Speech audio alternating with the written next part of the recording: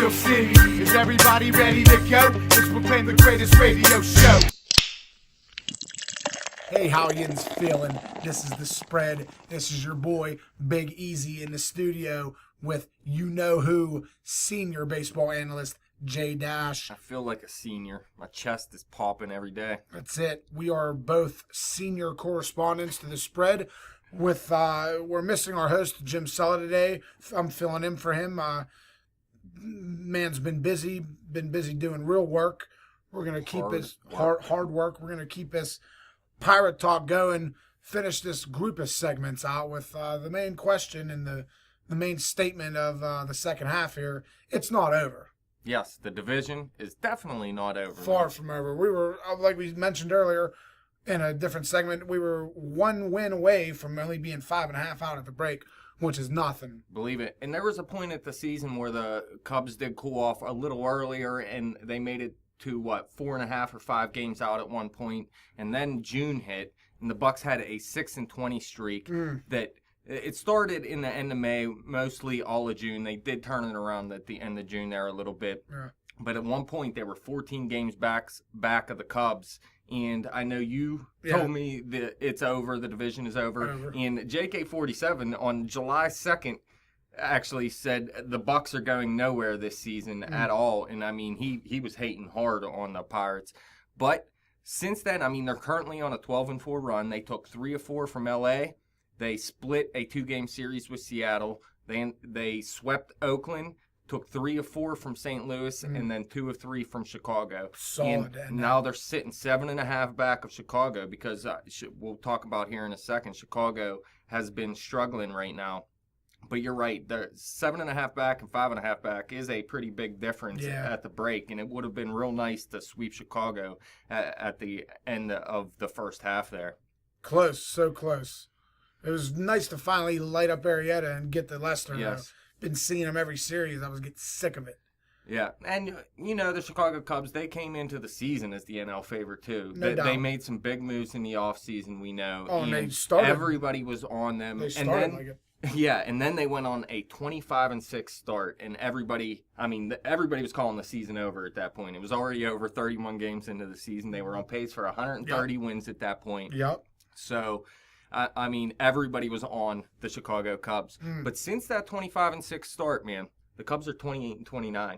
So they're playing under 500 for more than a third of a full baseball season. They're 14-20 in their last 34 games. They're 6-15 in their last 21 games, and they're 2-9 in their last 11 games. So they're struggling right now. And the break couldn't have come at a better time for them, really. We were talking 3 weeks prior to the break that the Pirates need that break to come because they're struggling. Yeah. Then they go on the hot streak, and the last thing you wanted was the All-Star break at that point. Right. And the Cubs were the ones looking for the break, and it's coming at a good time for him.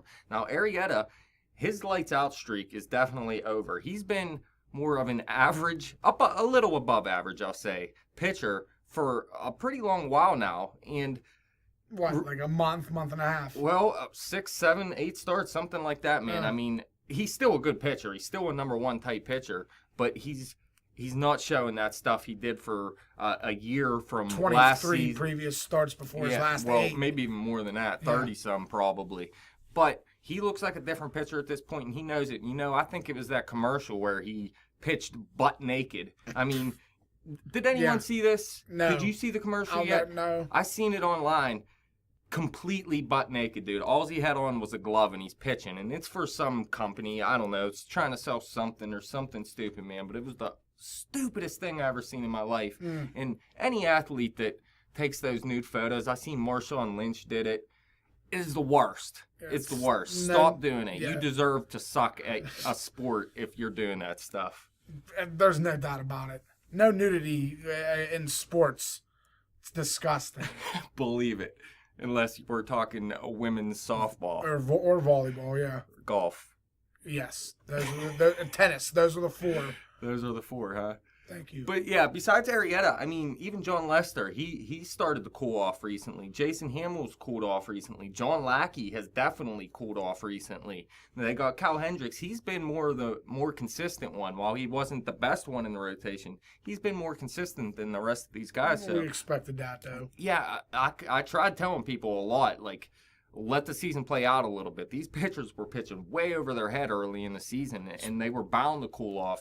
And that includes his bullpen. The bullpen was lights out at the beginning of the season. Now, the Cubs are actually looking to bring in some bullpen arms here at the deadline. And, I mean, let's not forget about that, too. The Chicago Cubs got money. They can bring in a starter. They can bring in an offensive player. Yeah, whatever they feel they need, they can go get. So the division, while it isn't over for the Pirates, the Cubs still have a good shot at winning this division because they can make some big ads. Yeah. But on the Pirates side of it, they made a turnaround from that 6-20 start, like I was saying. They did that all without 6-20 June. Yeah. You're right. Yeah, excuse me. But that was all without Garrett Cole. And they did Or start, Cervelli. Yeah, and Cervelli. They're both going to return soon. That's going to be big. We saw some prospects here, like Adam Frazier, Josh Bell, Alan Hansen. They're gonna make an impact in some fashion for the Pirates this season. Already still. love them. Enthusiastic. Yeah. They look like they all remind me of Jay, to be honest. And we should believe that Tyone's going to get better as he goes along, get some more starts. Glasnow's obviously going to be a big part of this team moving forward. They want to find a way now to get him in this rotation, or even thinking about Dylan Neese or Locke to do it.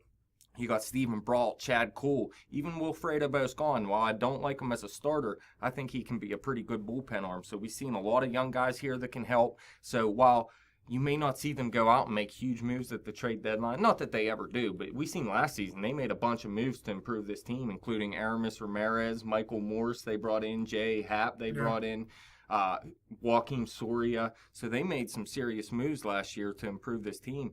It's going to be a little bit harder to do that this season because the offense is so deep at this point, and you've got to stick it out with the guys like Liriano. And the one thing is, they have a lot of options in their system this season. It's not like last year where they had to go outside at the trade deadline. They have a whole another team almost in their minor leagues that they can bring up at the deadline instead of go making those trades. So I don't look for them to make 5-6 trades this year. Maybe one semi-big one, not a huge trade or anything, but I could see them making a move at the deadline still as well. Just like the Cubs would. But the Cubs, I mean, they can go out and get pretty much whatever they want if they want to.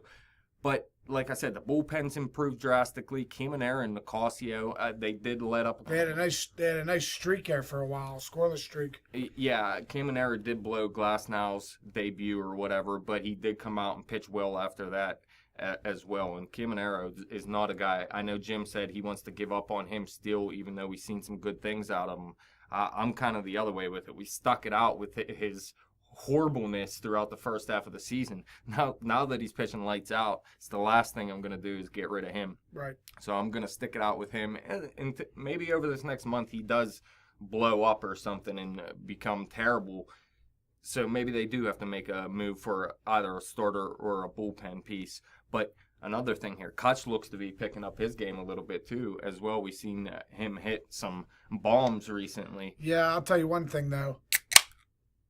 Kutch, you got to play some defense, brother. Please believe what happened to it. That's another thing we should mention is they should put Starling Marte in center field by now. This is about winning games. This isn't about hurting Kutch's feelings. Another thing too. What about Rodriguez starting over Jay?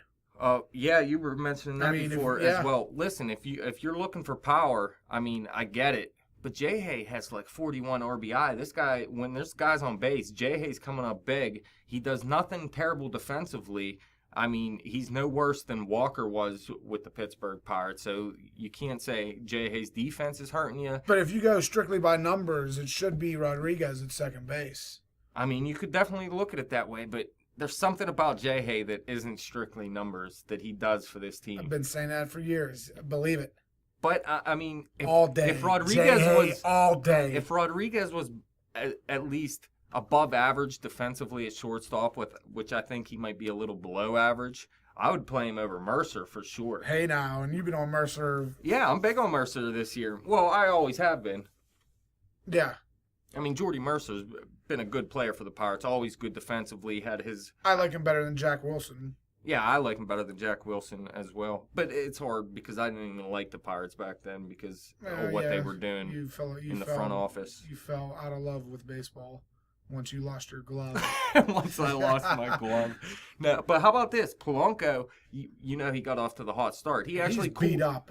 He cooled off at the end of the first half there. I have a feeling he's going to be beat up the rest of the season and really not shine. Well, here's the thing. If the All-Star break came, they were hoping his hamstring would heal through the break. If it's not healed, just throw him on a DL now for 15 days. You have to. Yeah, let this thing heal because we've seen at the beginning of the season, well, more than just the beginning of the season. He was good for most of the season so far. Yeah. This guy is a monster, and when he's healthy, man, he can win games for you by himself. I mean, we've seen him hit those 2 home runs with the bad hamstring to win a game for him. So we need this guy healthy. He's one of their best 2 hitters along with Marte, and if you want to consider Kutch one of the best 3 hitters on this team, we need him healthy. So if it takes 30 days, put him on a DL, let him get fully healthy because we're going to need this guy down the stretch. And if he can get healthy, his speed can become a factor again, too. He doesn't steal bases anymore because he can't, because obviously he can't run right now. Beat but yeah, that's another factor that they'll be able to get back if he is fully healthy, is some of that speed on the bases. And he'll play better defense, too. We've seen some bad defensive plays out of him this season. There's still another team lingering in this division, though, that is always St. scary. Louis. Yeah, St. Louis. And I picked them to win the division. I think Right. overall, they've been a good team. Their offense went way above what people thought this season. Everybody thought they were going to take a step back, losing Jason Hayward. They have not taken a step back at all. They've taken a step forward, actually. And one of the top. Aledmus, yeah. Yeah, that guy is a beast. Rookie candidate. And their offense looks very good. Their pitching staff has let them down a little bit. They were expecting big things. Trevor Rosenthal, one of the best closers in the game coming into the season, has been removed from the closer's role because he's been so bad. So their bullpen hurting a little bit. They got that Sung-Won Oh, I think his name is. They're pitching in the bullpen now. I think he did blow a save, or maybe it was just a loss. I forget what it was, but they got some troubles in the bullpen, and they signed Mike Leake to that huge deal. While he hasn't been completely terrible, I mean, for the deal, he needs to pitch a little better than that. Adam Wainwright got to step his game up. Michael Wacha had a horrible start to the season, turned it around towards the end of the first half there. Yeah. So I still think this pitching staff, even Mike Leake, I think he can be a little better. I think he is a good number 5. I think they're going to step it up and be a real contender in this division. But as for the Cubs, they're going to be getting Dexter Fowler back as well. And really, when they lost Dexter Fowler, that's when they went on this terrible skid. And I think getting him back is going to be huge for them if he is the same player he was at the beginning of the season, because he was having a huge season. I'm kind of hoping as a Pirates fan he comes out and is more like the Dexter Fowler from years ago. You know what I mean? Right. Just an average to solid player. But like we said, too, they're going to make a big trade or two. Definitely in the bullpen. It could be someone like Andrew Miller or Aroldis Chapman even from the New York Yankees. We'll have to see about that. But the Cubs definitely still in this. They're going to turn it around. They're not going to just keep losing games like they have all season. But there is a chance here the Pittsburgh Pirates can keep it close, as along with the St. Louis Cardinals. I think this whole division is going to come right down to the end of the season. And we're at the halfway point. Are you still going to stick with your prediction of St. Louis winning the division? And Pittsburgh in second, with the Cubs in third. Why not, man? I'm going to stick with it for now because it's still close. I mean, the Cardinals are 7 games back. That can be made up. We've seen. Look, the Pirates were 14 back. They're 7.5 back now. That's 6.5 games that was made up in what, like 11 to 15 days? Right. So you can't tell me that anything is for sure right now. Fans, what do you think? You think we're out of it? You think the Cubs are going to wrap it up? St. Louis is lurking. And, hey, we forgot to mention the other 2 teams in the division. Guess why? Well, because they're garbage.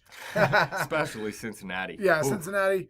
We don't even have to waste time talking about these 2 teams. Milwaukee, they started hot and then they're collapsed. Still lingering, kind of. I don't even say they're lingering. Well, look, they're 14 like and a half back. And 14 when I was, okay, well, maybe it's not even that. I can't even remember exactly. No, yeah, it's about that. Okay, so And I think remember, Cincinnati I was telling you it wasn't over for the Pirates when they were 14.5 or yeah, but that 14 was a back. month ago. It still And wasn't- it's the Pittsburgh Pirates compared to the Brewers. You Okay. can see talent.